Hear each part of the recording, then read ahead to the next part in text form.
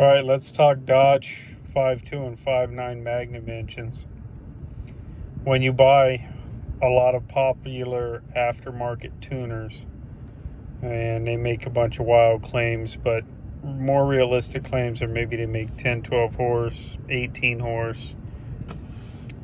You actually seeing over 20 horse is probably not going to happen, but a lot of them will claim that. But let's just pick a number and say they make 18 horsepower. You plug it into your OBD 2-port and you flash your 91 tune and you feel a little bit in the seat of your pants, but you paid $400 for the tuner. Most, if not all, of the power that any of them are going to make is just simply in advancing your ignition timing and nothing else. They may make a few other tweaks, and they're good to have because a lot of times if you change wheel and tire size, you can adjust your speedometer, and there's other features. But for the roughly $400 you spend on a tuner, if you're after the horsepower aspect of it, nearly everything that tuner is going to do for you. I'm talking about handhelds here. I'm not talking about going and seeing a dyno guy, but the handheld with the canned tune, not custom tailored to your vehicle, but just the off-the-shelf tuner that you buy. All the horsepower they're going to make is in advancing the ignition timing. That's all they're going to do, and you're going to get 12 or 15 or 18 horse or whatever. So on the 5.2, 5.9 Magnums, this is your crank position sensor. This bolts on to the back of the block, between the block and the transmission, and then this part here goes in through the bell housing, makes contact with the tone wheel on Magnum engines, and that's your crankshaft position sensor. This kind of snakes around more towards the driver's side behind the distributor and plugs in. This is what your ECU, ECM, computer, whatever you want to call it, this is what your computer is going to use to help determine your ignition timing. They also have a plug on the distributor, the cam timing, which is basically your distributor becomes a cam sensor, and they use that to help control the fuel injectors, and they use a combination of the two. But this is your main thing here for your ignition timing. So when you turn the distributor clockwise or counterclockwise, it does not advance or retard your timing the way an old school LA small block is going to. The Magnums, the timing is all computer controlled. So some general numbers I will give you are, on most of your 5.2, 5.9 Magnum pickup trucks, whatever, you're going to get around 29 degrees of full advance.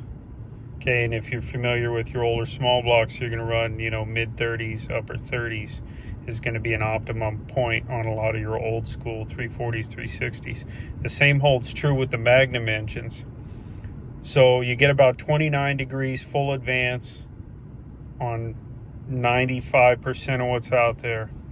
If you have one of the hotter ECUs, one of the hotter computers, such as my 1998 5.9 Grand Cherokee Limited, and it says premium fuel only on the dash, and when you open up the gas cap it says premium fuel only, or my 2001 all-wheel drive Durango RT, my 5.9 RT, that also says premium fuel. If you have those computers with a hotter flash, you're going to get about 34 is pushing it, but you're going to get about 33 degrees up from your 29 degrees of ignition timing. So the factory has advanced the timing some, as well as they required those vehicles to run premium fuel. 91 octane is the current out here in California.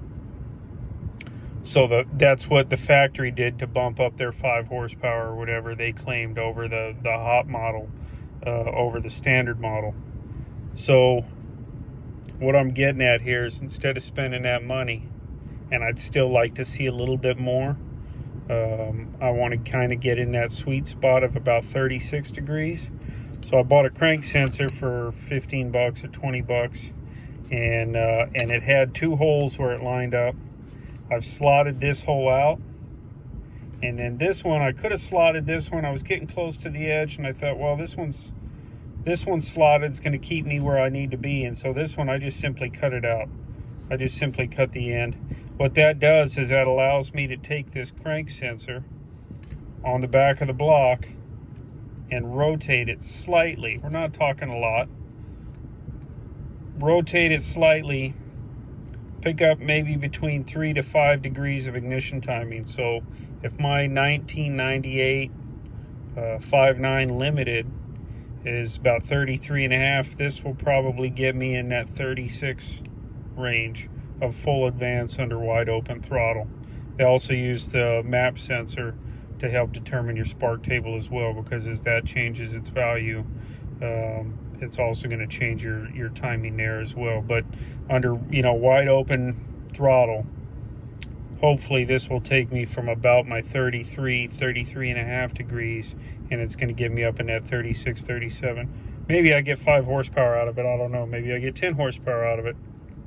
Point is, this was a free mod on a $20 sensor and not a $400 handheld for me to see the same results. There are benefits to having the handheld, having the can tune if that's what you end up with. But if you're on a budget, something simple like this here. The one thing I will mention is, so this sits in a rubber grommet in your bell housing.